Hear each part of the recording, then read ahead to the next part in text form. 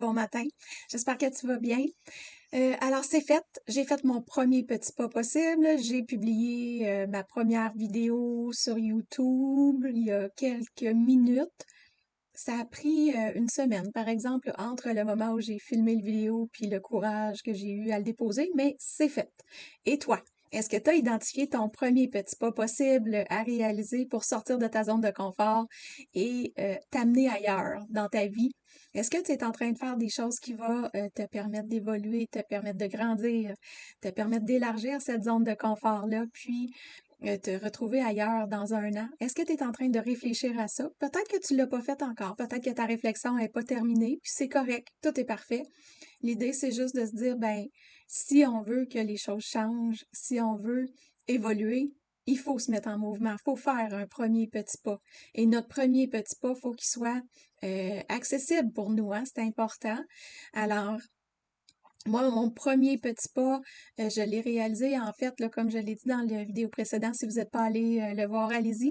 Mais c'était de m'exposer sur les réseaux sociaux. Je suis en thérapie présentement, je vous le dis, donc merci de m'accompagner dans cette thérapie-là. C'est rare qu'on fait ça, une thérapie grand public. Alors, moi, je suis à plein dans ça.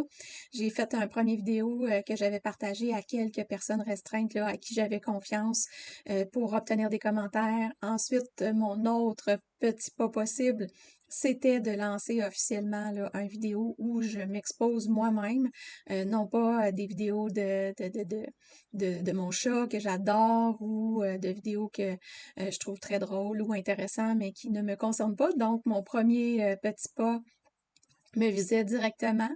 Alors, j'ai travaillé ça là, durant les dernières semaines. J'ai développé des compétences technologiques que je continue parce que c'est pas simple quand on n'est pas habitué. Tu sais, je développe ça tranquillement et ça m'a pris une semaine là, à trouver le courage pour publier l'autre vidéo que j'ai fait, le premier. Donc là, je suis à mon deuxième. Combien de temps ça prendra pour le faire? Je sais pas. Mais j'étais aussi curieuse de savoir est-ce que ça a pu inspirer certaines personnes qui ont pu voir la vidéo. Est-ce que ça vous donne le goût de faire un petit pas vous aussi? Ça serait quoi le petit pas que vous pourriez vouloir faire aujourd'hui? Gênez-vous pas de partager quel sera ce premier petit pas-là. Puis moi, un des éléments qui fonctionne, j'avais le goût de vous partager ça aujourd'hui, mais un des éléments qui fonctionne pour moi quand je veux justement élargir cette zone de confort-là ou tu sais, quand je veux changer une habitude qui est pas bonne pour moi, là, puis je veux tendre vers de meilleures habitudes, ben, un des éléments qui réussit à m'amener là, souvent, c'est de le planifier. On dit planifier, de faire 500 pas de plus. Non, mais planifier de faire quelque chose qui peut-être, oh, ça nous tente moyen, hein? On le sait que ça serait bon pour nous, on le sait que ça nous amènera ailleurs, on le sait que ça nous ferait du bien, mais que ça nous tente pas de le faire, ce pas-là. Ben, il y a un des éléments pour moi, tu sais, le cerveau, c'est fort. Le cerveau, il nous aide quand on travaille dans le bon sens. Puis pour moi, un des éléments qui fonctionne, c'est de planifier. Puis quand je dis planifier, c'est dire de se donner un temps, de mettre une date. Et la date étant pas demain matin, le cerveau, il a besoin de se programmer, il a besoin de pouvoir se créer un chemin vers l'anticipation. Hein, c'est un peu comme quand on part en voyage. Notre date de voyage, si elle est dans 3 mois, mais ça nous donne 3 mois pour se préparer. Ça donne 3 mois pour planifier, pour prévoir ce qu'on a de besoin. Puis, c'est un beau moment, cette période-là, entre le jour où on décide qu'on part en voyage puis la date du départ. Bien, il se passe quelque chose là-dedans. Bien, quand on prévoit un changement, si on met une date qui est assez loin pour justement nous mettre en mouvement psychologiquement, notre cerveau va commencer à travailler avec nous. Donc, c'est important de se fixer une date qui est assez loin pour que le cerveau puisse faire ça. Puis l'autre élément qui est important, c'est qu'à chaque jour, il faut faire un petit bout de chemin dans notre préparation mentale par rapport à ça. Donc, ce que ça fait, c'est, je vous donne un exemple, vous décidez que vous voulez commencer à vous entraîner. Puis là, on est aujourd'hui le 31 décembre, puis vous voulez commencer à vous entraîner demain parce que c'est votre résolution.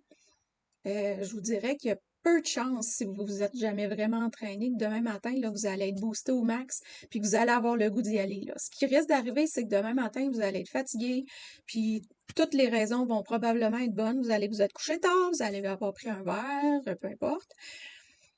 Mais si vous dites, OK, par exemple, le 1er février, ce que je vais faire, c'est que je vais commencer à aller marcher 5 minutes par jour. C'est mon premier petit pas. On se rappelle, il faut que ça soit quelque chose de facile. J'ai jamais fait ça, moi, marcher 5 minutes par jour à l'extérieur parce que je suis très occupée, peu importe. Il fait pas beau, la température, nommez tout ce que vous voulez, mais vous vous dites, OK, à partir du 1er février, pour moi, là, je veux faire un 5 minutes, je vais aller à l'extérieur un 5 minutes. Mais vous avez un mois entre le moment où vous le dites puis le moment où vous le planifiez, puis ça peut être 3 semaines, de dire, ben, OK, le 1er février, je commence à aller marcher 5 minutes par jour. À tous les jours, vous devez répéter ça. J'ai hâte au 1er février parce que je vais aller marcher 5 minutes par jour. Et vous le répétez, j'ai hâte au 1er février, j'ai hâte de commencer. Ça va être le fun, ça va me faire du bien. Puis programmez votre cerveau à voir les bénéfices que ça va faire d'aller marcher 5 minutes par jour. Ça a l'air de rien ce que je dis là. Ça peut être un autre projet, là, on comprend, mais l'idée, c'est de travailler pour que le cerveau ait hâte, puis qu'il attende avec impatience le 1er février. Puis, je vous le dis, pour moi, ça fonctionne. Quand on arrive la semaine avant le 1er février, ben, je me peux plus, j'ai le goût de commencer avant, j'aurais le goût de tricher, puis de commencer à faire ce que je m'étais dit que je commencerais à faire. Essayez-le.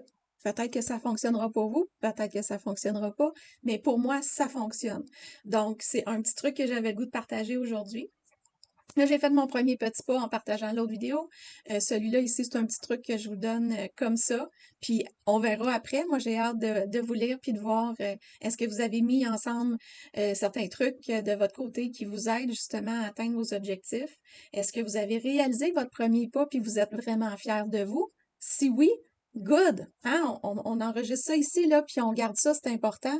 Maintenant, qu'est-ce que vous voulez faire de plus? Là, vous en avez fait un. Est-ce que vous voulez maintenir cette habitude-là?